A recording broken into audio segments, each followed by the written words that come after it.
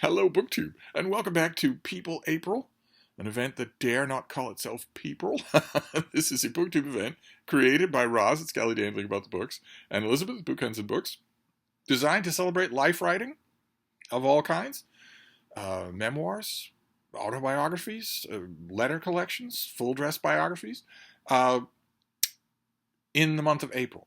And biographies are my favorite kind of reading, so I jumped into People April feet first. And some of the going was rough. There was a period there where I thought the event was cursed because I was adding a biographical piece of writing to the night's reading every night and hitting dud after dud after dud. I had people during that cursed period emailing me saying, well, why don't you just go to something you know interests you to break the curse? Why would you invite it? And I was trying to explain that's not how curses work. If something is cursed, well, you're not fixing it by putting your thumb on the scale. That doesn't get rid of the curse. That just masks it. That's all. The way that you see if something is cursed is if you are going completely random. And I was doing that, and I was hitting negative after negative. And then the last couple of choices were really good. The last couple of books that I read for People April were really good. So I felt it was okay last night to put my thumb on the scale just a little. Not to go to a book that I already know that I like, and not to go to a subject that I already know that I like, but maybe to go to a setting. And the setting that I chose was World War II. The Second World War I love to distraction. I think it's amazing as a story, the greatest nonfiction story that exists to be told. I think the only two rivals that it has as a nonfiction backdrop for historical inquiry would be humanity's reach for space. So orbiting satellites and moonshots and interplanetary probes, intergalactic probes. If that were written right, that would be a partial contender with the Second World War. And the other contender, one that doesn't get as much attention as I wish that it would, is mankind's fight against disease. Medical science, the development of medical science. But the Second World War was the greatest war of all time. It was the most epic war of all time. It was the most wide-reaching war of all time. And in many ways, although fewer ways than the so-called greatest generation would have you believe, also the most clear-cut war. It's pretty hard to resist the allure of calling a war a clean-cut struggle of good versus evil if the bad guys are the Nazis. It's pretty hard to resist that characterization. I love it, and I'm automatically predisposed to be interested in reading something about it. And there's a book. There are many, many World War II books. There are countless World War II books. But there are many World War II books that I've heard about. I've seen them in bibliographies or reference works of one kind or another that I want to get to, and I just never have. And I decided to read one of those last night. A bit of a bumpy road getting to the right, let's just say, edition of the work. But once I did, I settled in. And the book is this. It's Erich von Manstein. This is by Benoit Lemay, and this is Hitler's Strategist. And it's about von Manstein, who was the greatest general of World War II. Not just the greatest German general, but the greatest general, period, in World War II. Did things that were, when you read them just on paper, they seem miraculous. It doesn't seem possible. When you read of his exploits, especially in the Eastern Theater, when you just read the dispositions on paper, maybe the charts and the troop dispositions, you think, okay, I'm reading part one, and when I turn the page, part two is going to be that any general who was in this position was annihilated. And instead he was victorious, with usually a fraction of the casualties of whoever he was up against. He was old school Prussian military. He probably deep down in his heart of hearts thought that Adolf Hitler was a buffoon, make Germany great again buffoon who wasn't going to last long. It was obvious to him and to anyone who knew him that he recognized immediately that Hitler didn't have any idea what he was talking about when it came to almost any subject, but especially military subjects, which Manstein knew really well. He knew he was a military genius. I don't think there's anybody doubting that on any side of the question. But when Hitler and the Nazis came to power, von Manstein was his idea was, well, I'm a professional military man, and I am part of a professional military organization, and there is a conception. I don't know how strong that conception was before he's the one who voiced it after the war, and it certainly took on a life of its own once he did. But the conception was that this military is an impersonal device, basically. It's full of men. It's full of enlisted men and, auxiliaries that cook and clean and take care of the horses. And it's full of men in the ranks going all the way up to generals and field marshals and whatnot. But even though it's full of men, they are basically an insensate instrument of whatever the state wants them to do. And you can no more blame that instrument for the damage it causes than you could blame a sword or a gun. Von Manstein would have said it is ridiculous. It would be a ridiculous idea for you to put a gun on trial. And by the same token, it is a ridiculous idea for you to put the German military on trial in the wake of the Nazis' defeat. The military is unsullied. The military cares about its own internal honor, its own internal traditions, and is largely indifferent to how it is being used. You can't blame a gun. You don't hang a sword. You hang the swordsman. You hang the killer, not the weapon. That was certainly the impression that von Manstein wanted to put forward after the war, because he was facing, he could have been hanged. As it is, he was imprisoned for a tiny amount of time. He was given a long prison sentence, but it was like most Nazi prison sentences, it was cut down to almost nothing. And this biography, Benoit Lemay is really good. He's really good with the sources. He's really good at understanding, connecting the dots between different tranches of documents. His writing, I don't think, is ever dry. I don't think it's ever dull or boring. But he has his preoccupations. He goes into this book caring about certain things more than others, which is a bugaboo that if you are writing a biography of a major military figure, you really should watch against that. You should control it. It's okay if you have those things, but you should control it in the narrative. And it's less controlled in this narrative than I would like. He's very much concerned in this narrative with how von Manstein got along with the Nazis. I'm trying to parse my way through his arguments here, because the argument was made by many, many people, including many members of the German General Staff, that von Manstein was not a Nazi, that none of them were. They were just the tools of the Nazis, and you can't blame the tools. Lemay wants to make a case for the prosecution that is not true. He wants to make a case that for his whole adult life, von Manstein was a proponent of Nazi ideology, even before Nazi ideology existed. And that when the Nazis came along, he certainly was not an unwilling servant.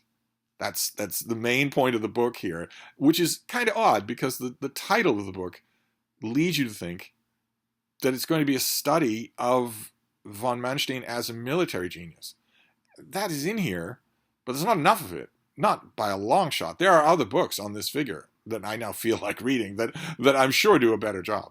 This is, the main preoccupation here ends up being the author posthumously ripping apart that defense of I was merely an instrument. He wants to put forward, and does put forward, basically an echo of the case for the prosecution when von Manstein was brought to trial, which is that, no, you knew that you and your men were breaking the law. You knew that you were violating the Geneva Conventions. You knew that.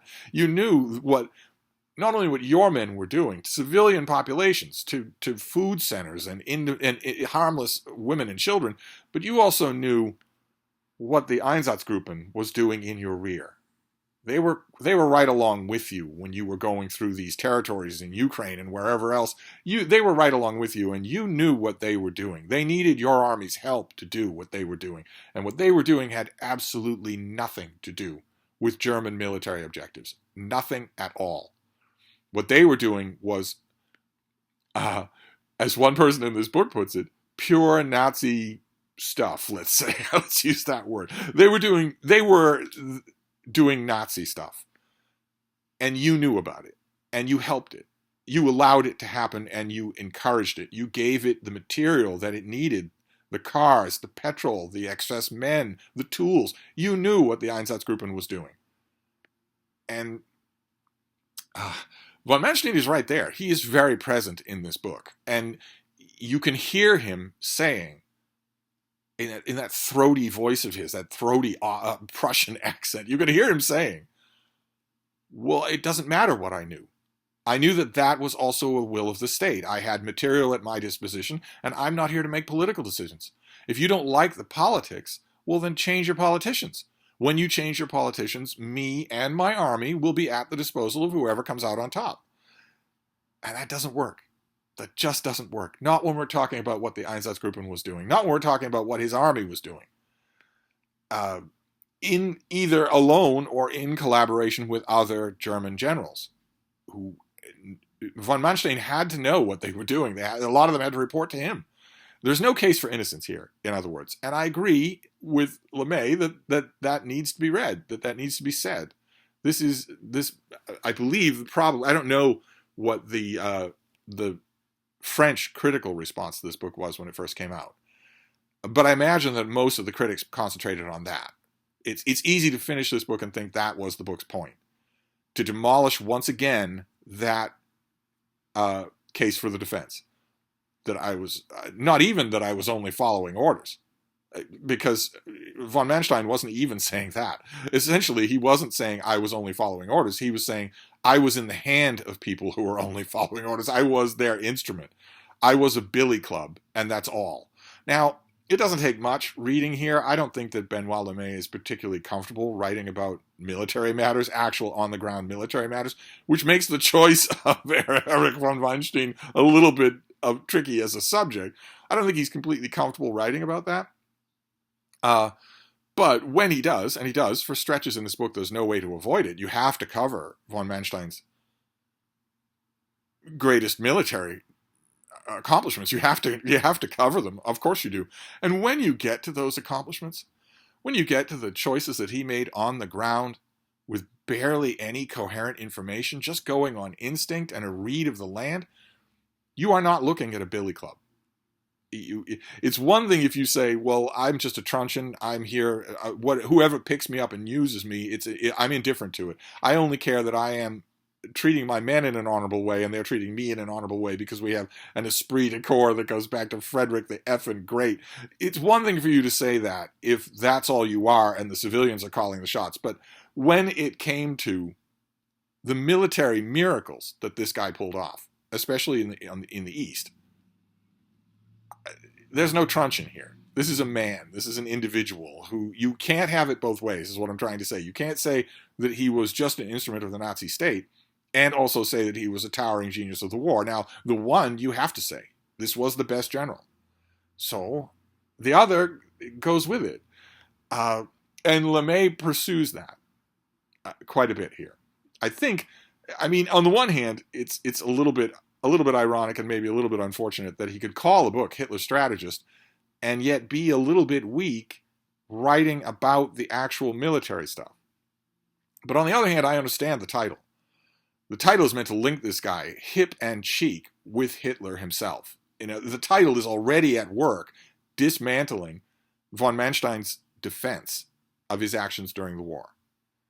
That I wasn't really a Nazi. I did what I was told. My army was merely an instrument. We were the best at what we did. We were the best on the field.